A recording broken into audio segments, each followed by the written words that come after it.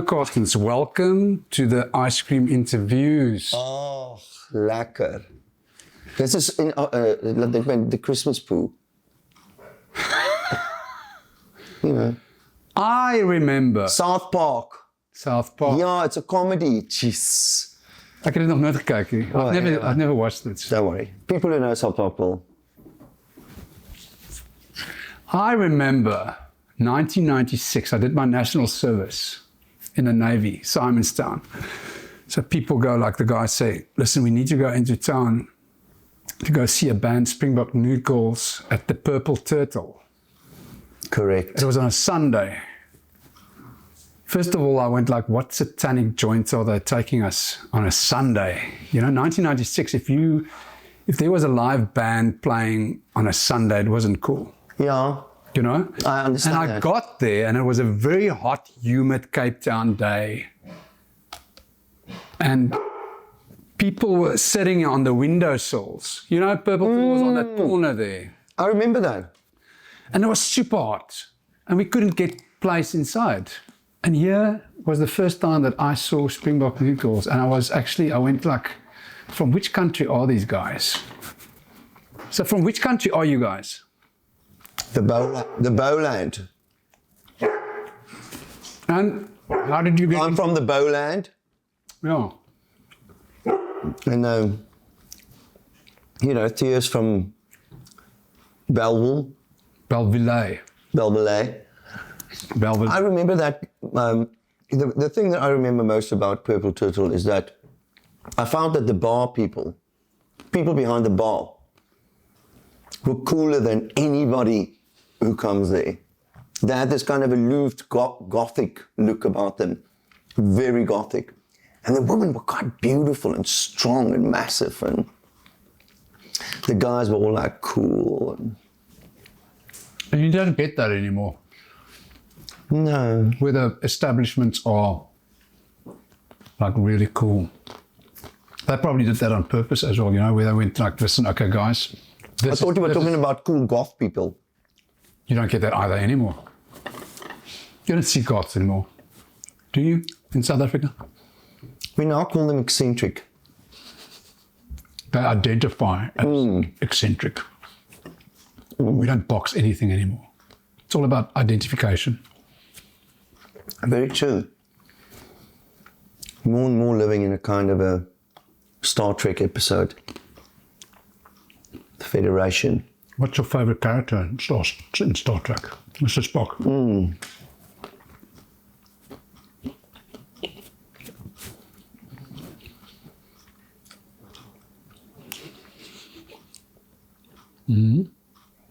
Spock's greet rubbed off on me. Whenever I go for a run, That's how you greet. Hey, how you doing? And then what do they Peace do? and prosper. Very quickly. No, they don't even. They just think I've got cleft foot or something.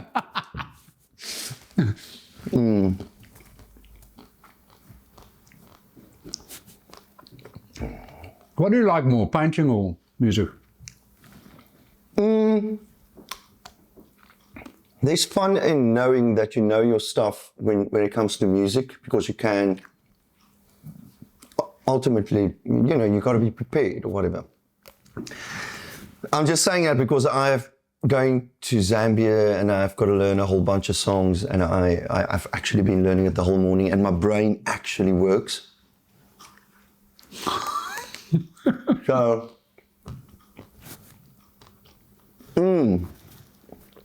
but I do enjoy painting. It's something you can look at. Music, you know, I've never really been involved in except Don't Let It Be from Lionel Smith. He did that video, and that was really beautiful. But I haven't been involved in a lot of beautiful videos. I've made many videos, but I think the 90s was the worst videos. South Africa, definitely, we had terrible videos because we used to shoot it on Betamax, right?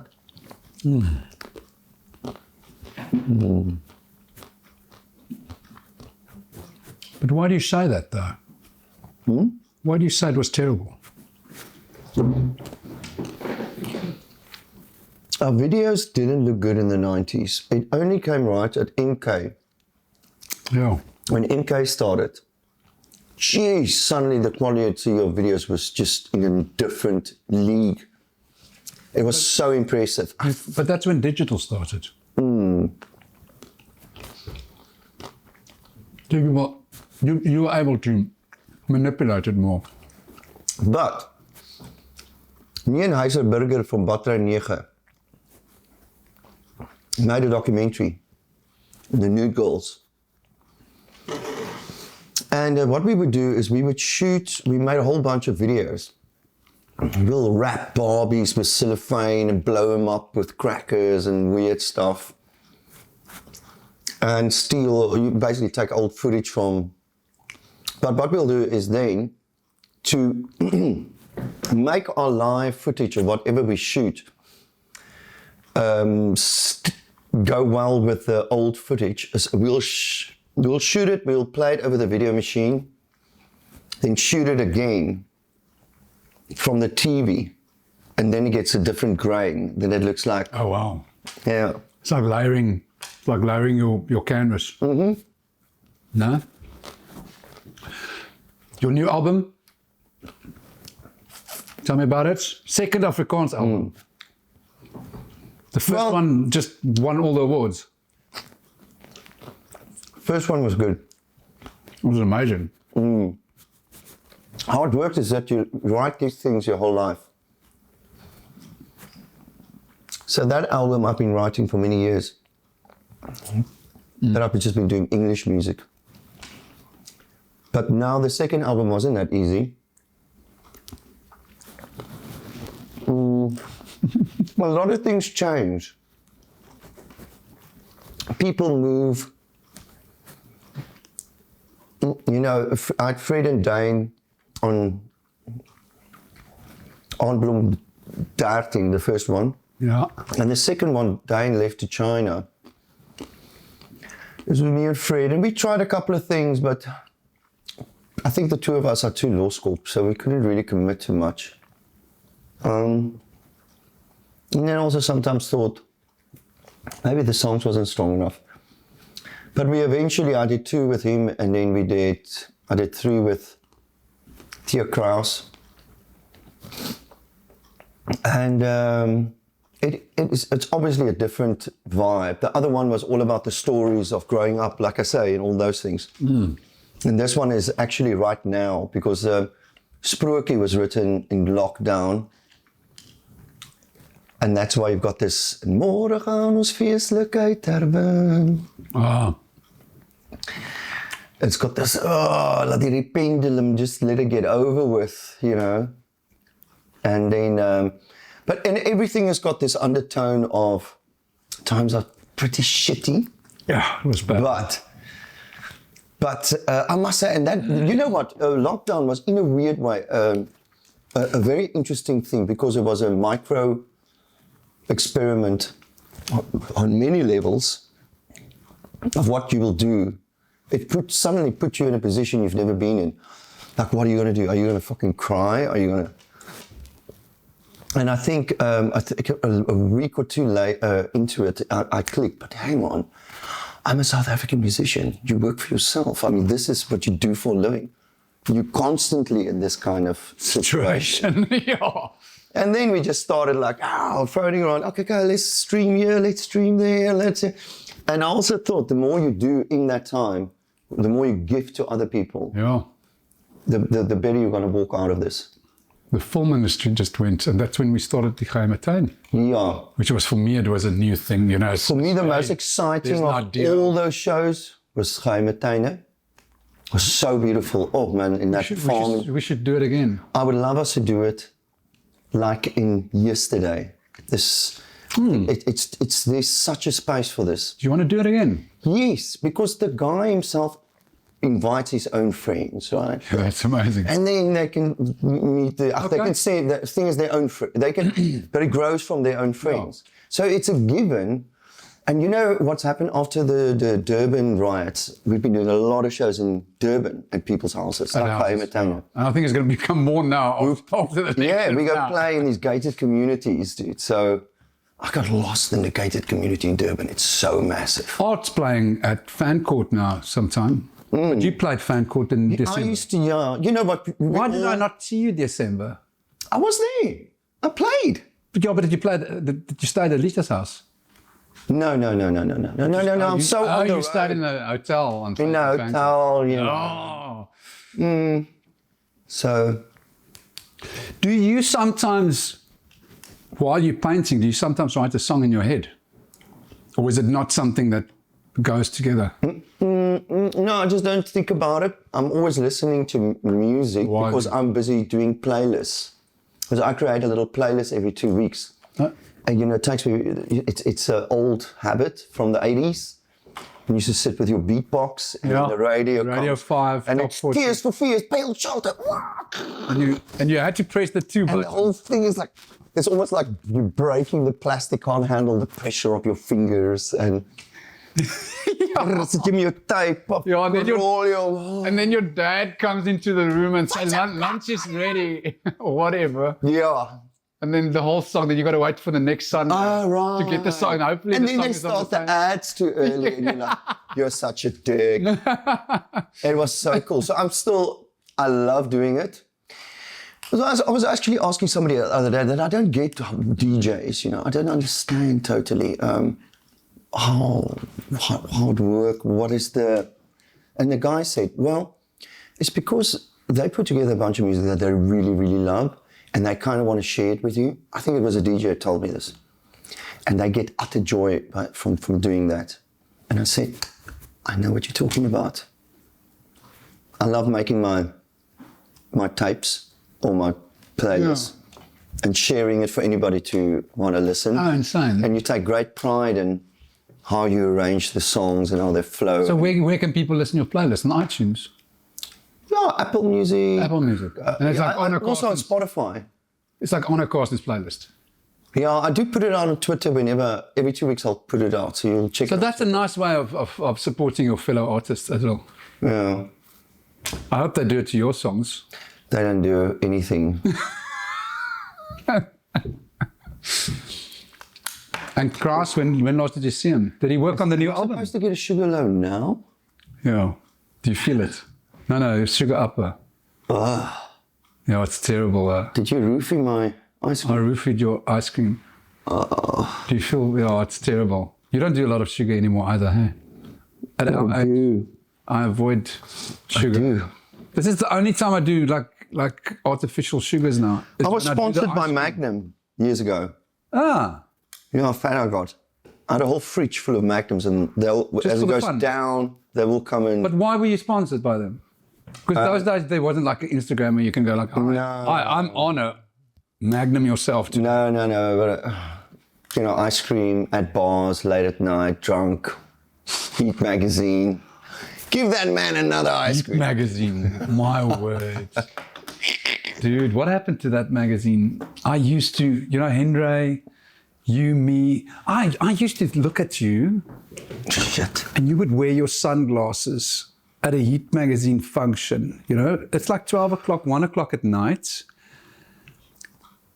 Anyone else in this country would be called a poople if they wear their sunglasses at night. Somehow, No, but they know I should. Arno Carstens gets away with wearing his sunglasses 12 o'clock in a club at night and still being cool. Well, it was just because they knew that I probably had to put them on because it looked like I got punched in the face or something. But you got away with it. Yeah. And everyone went like, there's nothing wrong with that guy wearing his Exactly. sunglasses, but look at that football there. Exactly. Yeah. Anyway, do you want coffee after your ice cream? No, still going to have a bit of a chat. Favorite What? song? Okay. Favorite song? Favorite song? Fuck, there's a lot. Here's a nice question. I asked Lionel this question, and Lionel actually went like, Oh, that's a good question. Aha, okay, give it to me. What does art do for you? Oh, it occupies my brain. So it gives me a break from being me. So, because you're concentrating on something and you're totally confronted by your own shortcomings, totally, the whole time. Which is interesting. Because so you're totally constantly working for 3 hours trying to better yourself. And then, wow. Yeah, and then you get sick of that and you can go for a run. And then you can go play some music, write some music, something different again, and you can return to this. Yeah. So it's all about just balancing it out with everything else, and because that way you keep it kind of fresh. I like the mind, body, soul thing that you do in like every hour of the day.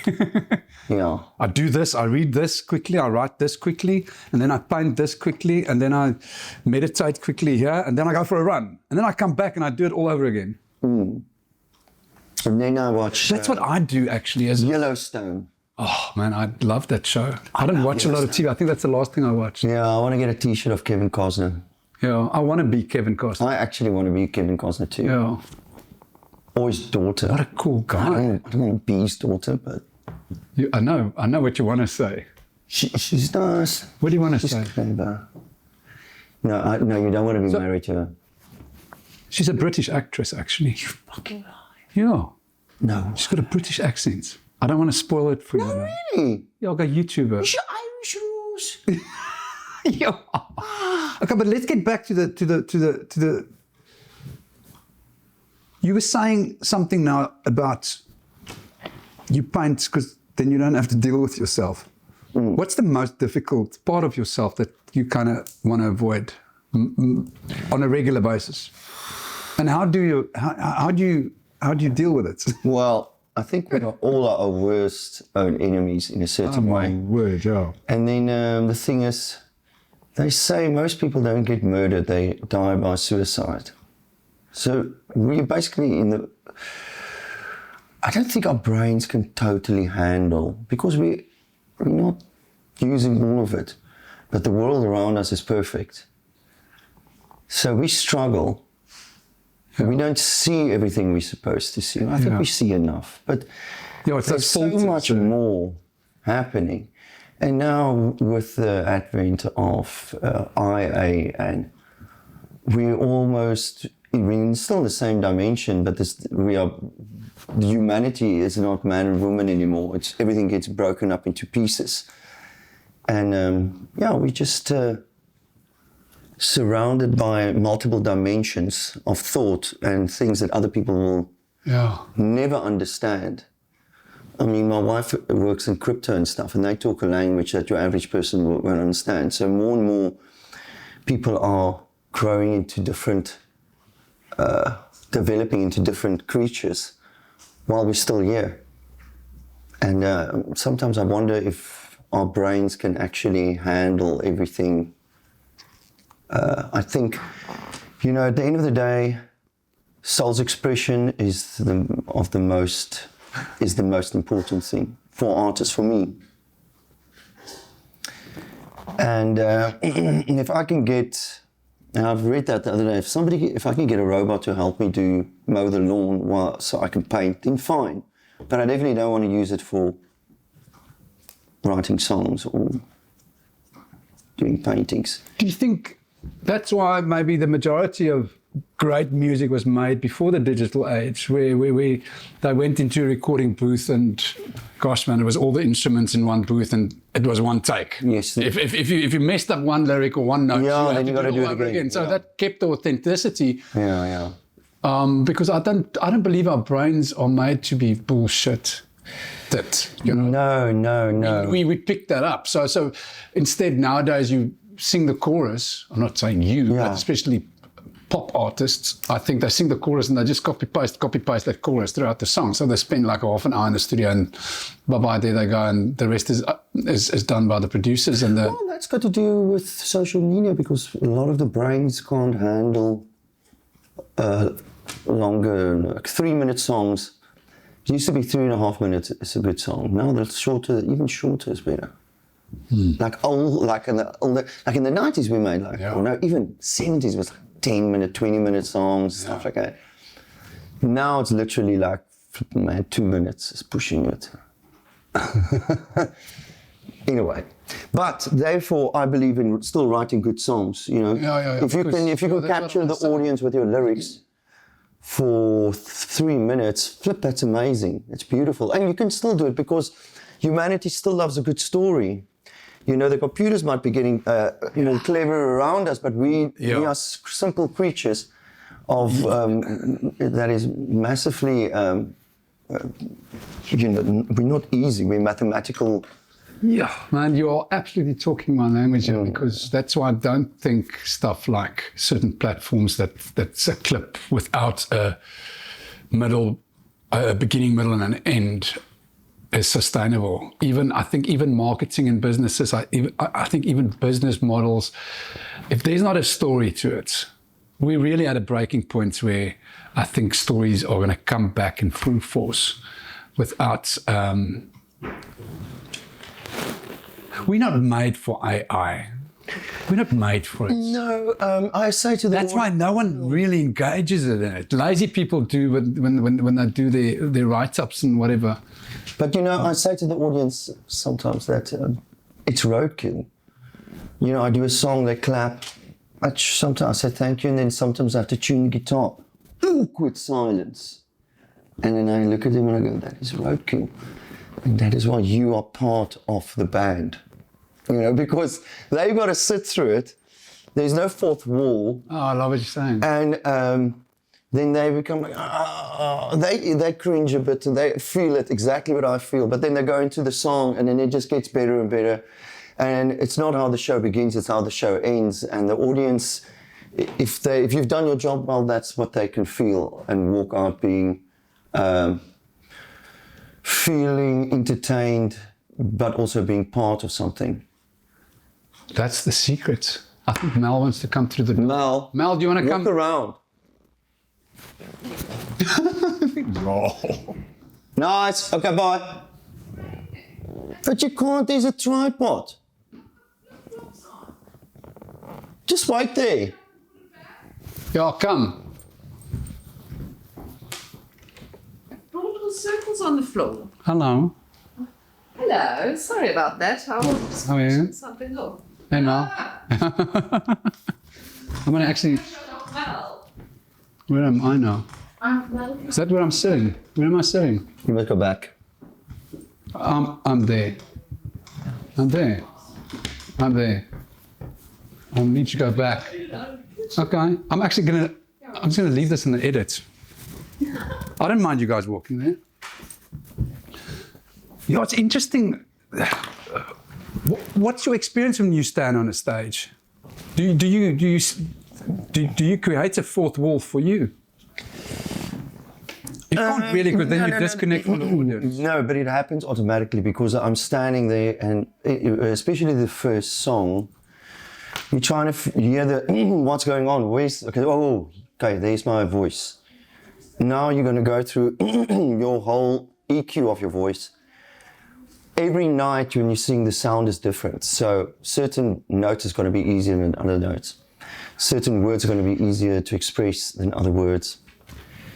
So now you're singing it out and you're feeling it out and you remember the lyrics and the chords and stuff, which is not too bad, but it's all a lot of things happening in that first 3 minutes.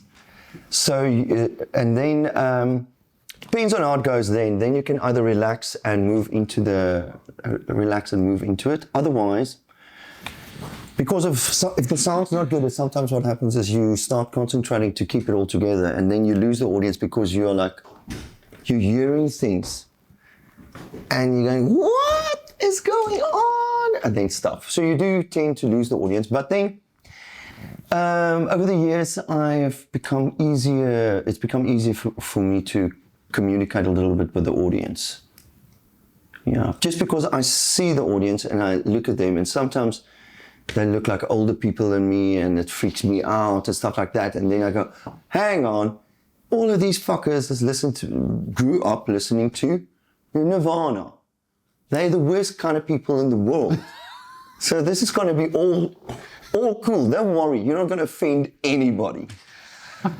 So, yeah, when you're young, you're very insecure and stuff, of course. But you eventually learn to make peace with yourself.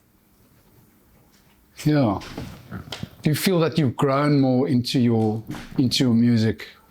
And into your lyrics and the honesty of it, and yes, because you still remain one of the most authentic artists out there, you know. Yeah, which is great. Sometimes over the years I've written some very honest songs, but that's always scary because you don't want to be too honest, because you don't want the world to know that it's actually very true kind of thing. So, you know, it's nice to.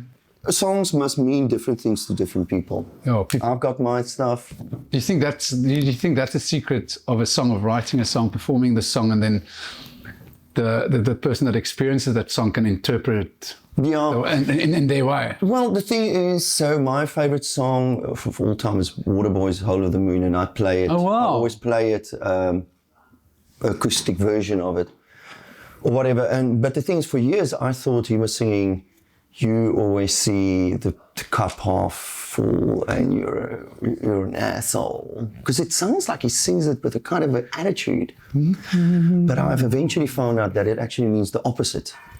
No, you managed but to... I still sing it like I'm going, "You saw the whole of the moon." Yeah, well, it's actually, you achieved something. Yeah, it's the other... You did something that someone else didn't. The rebel in me died.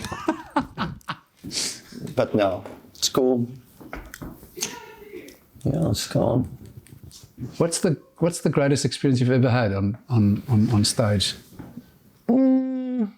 Okay, I must say, U2 in Soweto Stadium, we opened for them. Oof. And it was 100,000 people strong inside, and they gave us full sound. And what happens with a band's opening? They don't give them. I think in the 90s and stuff, you would just give it a little bit less, you know, not as. But fuck, I could feel it, and the audience was electric. As was, we had this Mexican wave. It was just crazy. People were singing.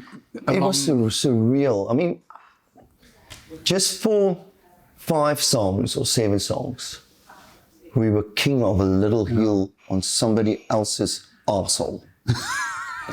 Okay. King of a hill on somebody else's stage. Yeah, I saw the show in Cape Town. That was incredible.